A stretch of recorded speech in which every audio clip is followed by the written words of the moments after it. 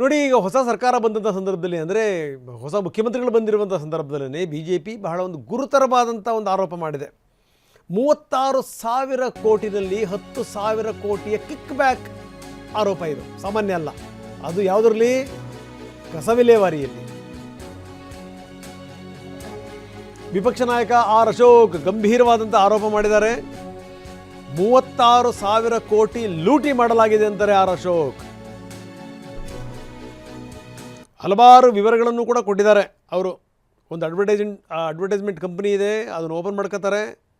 ಅದನ್ನು ಆ ಕಂಪ್ನಿನ ಬದಿಗಿಟ್ಟು ಹೊಸ ಕಂಪ್ನಿ ತೆರೀತಾರೆ. ಬರೀ ಸಂಸ್ಕರಣೆ ಮತ್ತು ವಿಲೇವಾರಿಗೇನೆ ರಾಮ್ಕಿ ಕಂಪ್ನಿ ಆ ಜವಾಬ್ದಾರಿನ ಕೊಡಲಾಗಿದೆ. 100 ಎಕರೆ ಜಾಗ ಕೊಡ್ತಾರಂತೆ. ಅದಕ್ಕೆ 30 ವರ್ಷ ಅಲ್ಲಿ ಕಸ ಸಂಸ್ಕರಣೆ ಮಾಡುವಂಥ ಜವಾಬ್ದಾರಿ ಆ ರಾಮ್ಕಿ ಕಂಪ್ನಿದು. ಬಲಾಢ್ಯ ಕಂಪನಿಗಳಿಗೆ ಕಸದ ಟೆಂಡರ್. ಇದು ಸಂಗತಿ.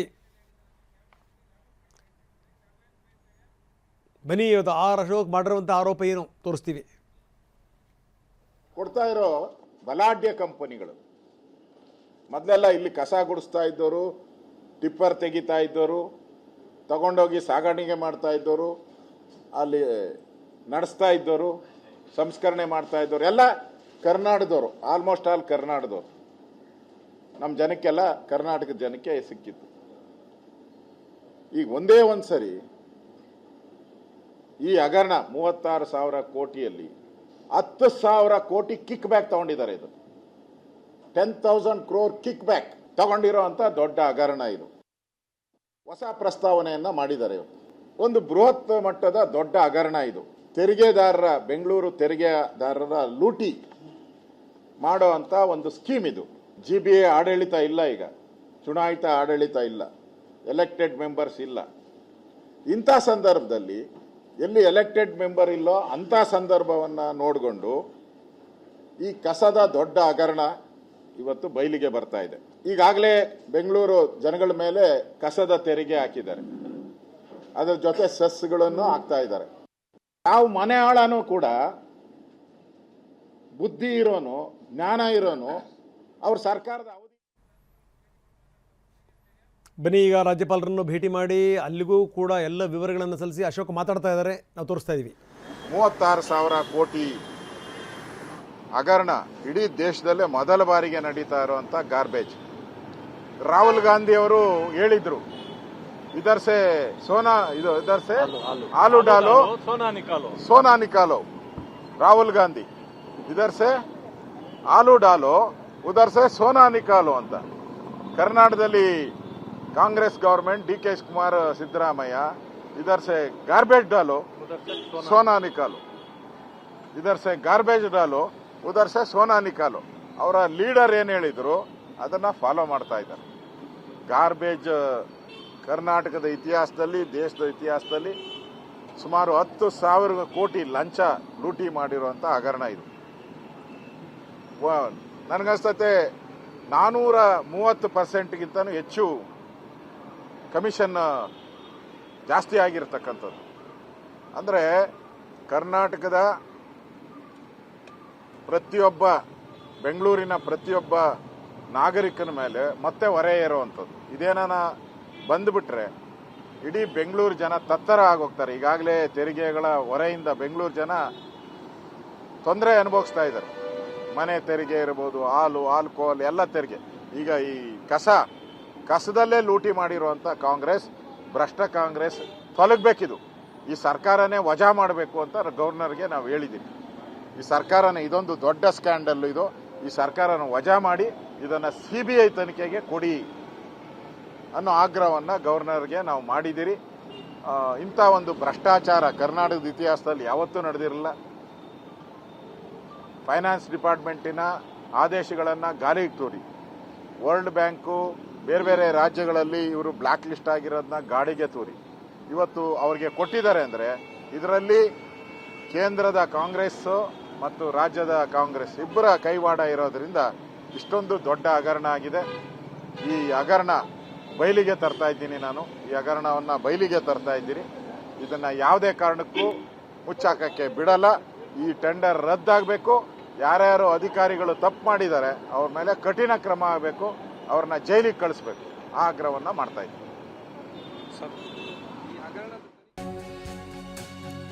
ಸೊ ಇದು ಅಶೋಕ್ ಅವರ ಮಾತು. ಕಸದ ಟೆಂಡರ್ನಲ್ಲಿ ಕೋಟ್ಯಾಂತರ ರೂಪಾಯಿ ಅಕ್ರಮ ನಡೆದಿದೆ, ಇದರಿಂದ ದೊಡ್ಡ ತನಿಖೆ ಆಗಬೇಕು.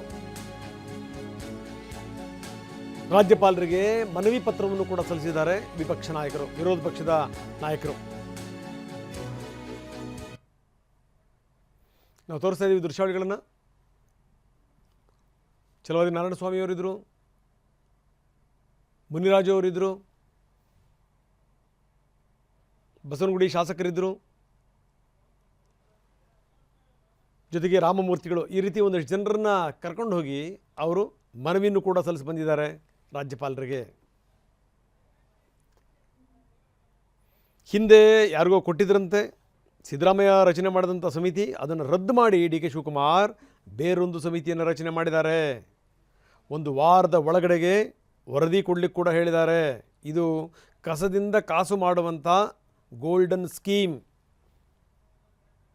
ನೇರವಾದಂಥ ಆರೋಪ. 36,000 ಕೋಟಿ ಕಸದ ಟೆಂಡರ್, ಅದರಲ್ಲಿ 10,000 ಕೋಟಿ ಕಿಕ್ ಬ್ಯಾಕ್ ಪಡೆಯಲಾಗಿದೆ ಎನ್ನುವಂಥ ಗುರುತರವಾದಂಥ ಆರೋಪ. ನೋಡೋಣ ಈಗ ಅಶೋಕ್ ಅವರ ಮಾತಿಗೆ ಡಿ ಕೆ ಶಿವಕುಮಾರ್ ಯಾವ ರೀತಿ ಪ್ರತಿಕ್ರಿಯೆ ಕೊಡ್ತಾರೆ ನೋಡಬೇಕು. ಇದು ಮೊದಲೇ ಇದು ಈ ಕಪ್ಪು ಪಟ್ಟಿಗೆ ಸೇರಿರುವಂಥ ಕಂಪನಿ, ಅದಕ್ಕೆ ಯಾಕೆ ಕಸದ ಟೆಂಡರ್ ಕೊಟ್ಟರು? ಬರೀ ವಿಪಕ್ಷ ನಾಯಕ ಅಶೋಕ್ ನಮ್ಮ ಜೊತೆಗೆ ಈಗ ಸಂಪರ್ಕದಲ್ಲಿದ್ದಾರೆ. ಅಶೋಕ್ ಅವರೇ, ನೀವು ಮಾಡಿರುವಂಥ ಒಂದು ಆರೋಪ ಬಹಳ ಗುರುತರವಾದಂಥ ಆರೋಪ. ಇದು ಸಾಮಾನ್ಯ ಸಂಗತಿ ಅಲ್ಲ ಸರ್. ಈ ರೀತಿ ಕೋಟ್ಯಾಂತರ ರೂಪಾಯಿ ಅಕ್ರಮ ಆಗಿದೆ ಅಂತ ಅದಕ್ಕೆ ಸಂಬಂಧಪಟ್ಟಂಥ ದಾಖಲೆಗಳು ನಿಮ್ಮ ಹತ್ರ ಇದೆಯಾ ಅಶೋಕ್ ಅವರೇ? ಪಕ್ಕಾ ದಾಖಲೆಗಳು ಎಲ್ಲ ಪಕ್ಕಾ. ಫೈನಾನ್ಸ್ ಡಿಪಾರ್ಟ್ಮೆಂಟ್ ಇಂದ ಕೊಡಬಾರದು ಅಂತ ಇದ್ದಾರೆ. ವರ್ಲ್ಡ್ ಬ್ಯಾಂಕ್ ಬ್ಲಾಕ್ ಲಿಸ್ಟ್ ಮಾಡಿದ್ದಾರೆ. ದೇಶದಲ್ಲಿ ಬೇರೆ ಬೇರೆ ರಾಜ್ಯಗಳು ಇವನ್ನ ಬ್ಲಾಕ್ ಲಿಸ್ಟ್ ಮಾಡಿದ್ದಾರೆ. ಬೆಂಗಳೂರಿನ ಮಹಾನಗರ ಪಾಲಿಕೆನೇ ಇವನ್ನ ಬ್ಲಾಕ್ ಲಿಸ್ಟ್ ಮಾಡಿದ್ದಾರೆ. ಸೊ ಇಷ್ಟೆಲ್ಲ ಬ್ಲಾಕ್ ಲಿಸ್ಟ್ ಫೈನಾನ್ಸ್ ಡಿಪಾರ್ಟ್ಮೆಂಟ್ ಬೇಡ ಅಂತ ಹೇಳಿದ್ರು ಸುಮಾರು 430% ಎಕ್ಸ್ಕಲೇಷನ್. ಅಲ್ಲ ಸರ್, ಇವ್ರು ಇರೋದು ಸರ್ಕಾರ ಇರೋದೇ ಇನ್ನೊಂದು ವರ್ಷ 6 ತಿಂಗಳು. ಹೆಂಗ್ ಸರ್ 30 ವರ್ಷಕ್ಕೆ ಕರೀತಾರೆ? ಅದು ಎಕ್ಸ್ಟೆಂಡೇಬಲ್ 65 ವರ್ಷ. ನಿಜ ಟೋಟಲ್ 65 ವರ್ಷಕ್ಕೆ ಕಾಂಟ್ರಾಕ್ಟ್ ಕೊಡ್ತಾ ಇರೋದು. ಏನ್ ಸರ್ ಈ ಟನಲ್ ರೋಡ? ಇದು ಗಾರ್ಬೇಜ್. ರಾಹುಲ್ ಗಾಂಧಿ ಹೇಳಿದ್ರು, इधर से आलू डालो उधर से गोल्ड आता है. इन कर्नाटकದಲ್ಲಿ इधर से गार्बेज डालो उधर से सोना निकालो आता है. ಈ ಸ್ಕೀಮ್ ಸರ್ ಇದು. ಓಕೆ, ಈಗ ರಾಮ್ಕಿ ಯಾರು ಇನ್ಮೇಲೆ ಕಸ ಆಚೆ ಹಾಕಂಗೆ ಇಲ್ಲ, ಅಷ್ಟು ಟ್ಯಾಕ್ಸ್ ಬಿದ್ದೋಗುತ್ತೆ ಇದು ಸರ್. ಈಗ ನೋಡ್ತಾ ಇದೀವಿ ನಾವು, ಈಗ ರಾಮ್ಕಿ ಕಂಪ್ನಿ ಅದು ಬ್ಲಾಕ್ ಲಿಸ್ಟ್ ಅಲ್ಲಿದೆ. ಆ ವರ್ಲ್ಡ್ ಬ್ಯಾಂಕ್ ಕೂಡ ಅದರ ಕಡೆಗೆ ಅದರ ಕೆಂಗಣ್ಣಿಂದ ನೋಡ್ತಾ ಇದೆ. ಇದು ಯಾವುದೂ ಕೂಡ ಡಿ ಕೆ ಶಿವಕುಮಾರ್ ಅವರಿಗೆ ಗೊತ್ತಿಲ್ವಾ ಹಾಗಾದ್ರೆ? ಎಲ್ಲ ಗೊತ್ತಿತ್ತು. ಡಿ ಕೆ ಶಿವಕುಮಾರ್ ಮುಖ್ಯಮಂತ್ರಿ ಯಾಕಾಗಿದ್ದು? ಇದು ಅಪ್ರೂವ್ ಆದ್ಮೇಲೆನೆ ಮುಖ್ಯಮಂತ್ರಿ ಆಗಿದ್ದವರು. ಇದು ಡೆಲ್ಲಿ ಬೇಸ್ ಕಂಪನಿ ಸರ್. ಇದು ರಾಮ್ಕಿ ಡೆಲ್ಲಿ ಬೇಸ್ ಕಂಪನಿ. ಅವರು ಇದು ಅಪ್ರೂವ್ ಆದ್ಮೇಲೆನೆ ಡಿ ಕೆ ಶಿವಕುಮಾರ್ ಮುಖ್ಯಮಂತ್ರಿ ಆಗಿರೋದು. ಓಕೆ, ಈಗ ನೀವು ಇದಕ್ಕೆ ಸಂಬಂಧಪಟ್ಟಂಗೆ ಯಾವ ರೀತಿ ಹೋರಾಟವನ್ನು ಶುರು ಮಾಡಿದ್ದೀರಾ ಅಶೋಕ್ ಅವರೇ? ಈಗ ಲೋಕಾಯುಕ್ತ ಇಲ್ಲಿ ರಾಜಭವನ ಬಂದಿದ್ದೀರಿ. ರಾಜಭವನ್ಗೆ ಭೇಟಿ ಮಾಡಿದಿರಿ. ರಾಜ್ಯಪಾಲರನ್ನ ಭೇಟಿ ಮಾಡಿ ಇದ್ರ ಬಗ್ಗೆ ಎನ್ಕ್ವೈರಿ ಆಗ್ಬೇಕು ಸಿಬಿಐ ಅಂತ ಹೇಳಿದ್ರಿ. ಇದಾದ ತಕ್ಷಣ 3 ಗಂಟೆಗೆ ಲೋಕಾಯುಕ್ತಕ್ಕೆ ಹೋಗಿ ಅಫಿಡವಿಟ್ ಫೈಲ್ ಮಾಡ್ತೀರಿ. ಇಲ್ಲಿಗೆ ಬಿಡ, ಸುಮ್ಮನೆ ಅರ್ಜಿ ಕೊಡಲ್ಲ, ಅಫಿಡವಿಟ್ ಫೈಲ್ ಮಾಡ್ತೀರಿ. ಯಾರ್ಯಾರು ಇದ್ರಲ್ಲಿ ಭಾಗಿಯಾಗಿದ್ದಾರೆ, ಅಧಿಕಾರಿಗಳಿರ್ಬೋದು, ಮಂತ್ರಿಗಳಿರ್ಬೋದು, ಎಲ್ಲರ ಮೇಲೂ ಸಿಬಿಐ ತನಿಖೆ ಆಗ್ಬೇಕು ಅಂತ ಹೇಳಿ ಲೋಕಾಯುಕ್ತಕ್ಕೆ ಕಂಪ್ಲೇಂಟ್ ಕೊಡ್ತಾ ಇದ್ದೀವಿ. ಯಾವುದೇ ಕಾರಣಕ್ಕೂ ಇದರಿಂದ ಹಿಂದೆ ಹೆಜ್ಜೆ ಇಡಲ್ಲ ನೀವು? ಸರಿಯಾದ ಪ್ರಶ್ನೆನೇ ಇಲ್ಲ. ಮರಣಶ ಸರ್, ನಾನು ಬೆಂಗಳೂರನು. I am taxpayer of Bengaluru. ನಾನು, ನಮ್ಮ ತಾತ ಮುತ್ತಾತ ಎಲ್ಲ ಬೆಂಗಳೂರವರು. ನಮ್ಮ ಮರಣ ಶಾಸನ ಇದು. ಬೆಂಗಳೂರಿನ ಜನಗಳ ಮೇಲೆ ಯಾರ್ಯಾರು ಬೆಂಗಳೂರಲ್ಲಿ ಮನೆ ಇದೆ ಅವ್ರಿಗೆಲ್ಲ ಮರಣ ಶಾಸನ ಸರ್. ಈಗ ನೋಡಿ ಸರ್, ಈಗ ಕಾರ್ಪೊರೇಷನ್ ಬಡ್ಜೆಟ್ 4,000 ಕೋಟಿ 5,000 ಕೋಟಿ. ನಿಜ. ಇವ್ರು 36,000 ಕೋಟಿ ಎಲ್ಲಿಂದ ತರ್ತಾರೆ ಸರ್ ದುಡ್ಡು ಕೊಡಕ್ಕೆ? ಅಲ್ಲ, ಈಗ ನೋಡಿ, ಈಗ ಅಶೋಕ್ ಅವರೇ, ಈಗ ಕಸ ವಿಲೇವಾರಿ ಅನ್ನುವಂಥದ್ದು ಒಂದು ದೊಡ್ಡ ಸಮಸ್ಯೆ ಆಗಿದೆ. ನಂಬರ್ 1. ಜೊತೆಗೇನು ಅಂತಾರೆ, ಈ ಹೋಟೆಲ್ನವ್ರಿಗೂ ಕೂಡ ನೀವೇನಾದರೂ 1 kg ಕಸಕ್ಕೆ 12 ರೂಪಾಯಿ 14 ರೂಪಾಯಿ 15 ರೂಪಾಯಿ ವಸೂಲಿ ಮಾಡ್ತಾರೆ. ಅಂಥದ್ರಲ್ಲಿ ಈ ರೀತಿ ಕೋಟಿ ಹಗರಣ ಆಗ್ಬಿಟ್ರೆ ಏನ್ ಕತೆ ಇದು? ಈಗ ನೀವು ಅಕ್ಕಿ ತಗೊಂಡ್ರೆ 30 ರೂಪಾಯಿ, ಕಸ ಹಾಕಿದ್ರೆ 30 ರೂಪಾಯಿ ಬರ್ತದೆ. ನೆಕ್ಸ್ಟ್ ಇದಾಗ್ಬಿಟ್ರೆ ನೋಡಿ, ಅಕ್ಕಿ ರೇಟ್ ಬಂದ್ಬಿಡುತ್ತೆ ಇದಕ್ಕೆ, ಕಸಕ್ಕೆ. ಅಂತೂ ದೊಡ್ಡ ಸ್ಕ್ಯಾಂಡಲ್ ಸರ್. ಇಡೀ ಇಂಡಿಯಾದಲ್ಲಿ ಈ ತರ ಗಾರ್ಬೇಜ್ ಸ್ಕ್ಯಾಂಡಲ್ ನಡೆದಿಲ್ಲ. ಅಂತೂ ಆರಂಭದಲ್ಲೇ ಮುಖ್ಯಮಂತ್ರಿಗಳು ಶಾಕ್ ಕೊಡ್ತಾ ಇದೀರಿ ನೀವು.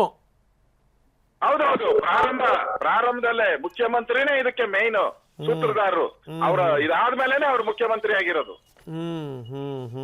ಇದರಲ್ಲಿ Yes. ಕೇಂದ್ರದ ಕಪ್ಪ ಕಾಣಿಕೆ ಸೇರ್ತೈತಿ ಇದಕ್ಕೆ. ಓಕೆ. ಕೇಂದ್ರದವ್ರ ಕಪ್ಪ ಕಾಣಿಕೆ ಇದೆ ಇದರಲ್ಲಿ ಪಕ್ಕ. 10,000 ಕೋಟಿ ಡೀಲ್ ಇದು, back kick back. Yes sir thank you very much Ashok ಅವ್ರ ನಮ್ಮ ಜೊತೆ ಮಾತಾಡೋದಕ್ಕೆ. ಇದು ಅಶೋಕ್ ಅವ್ರ ಮಾತು. ಯಾವುದೇ ಕಾರಣಕ್ಕೂ ನಾವು ಈ ಹಿಂದೆ ಬರುವಂಥ ಪ್ರಶ್ನೆನೇ ಇಲ್ಲ. ಇದೊಂದು ದೊಡ್ಡ ಕಿಕ್ ಬ್ಯಾಕ್. ಇದು ಈ ಕಸದಿಂದ ಏನು ಅಂದರೆ ಕಾಸು ಮಾಡುವಂಥ ಯೋಜನೆ ಇದು. ನಾವು ಯಾವುದೇ ಕಾರಣಕ್ಕೂ ಬಿಡಲ್ಲ ಅಂತಾರೆ ಆರ್ ಅಶೋಕ್.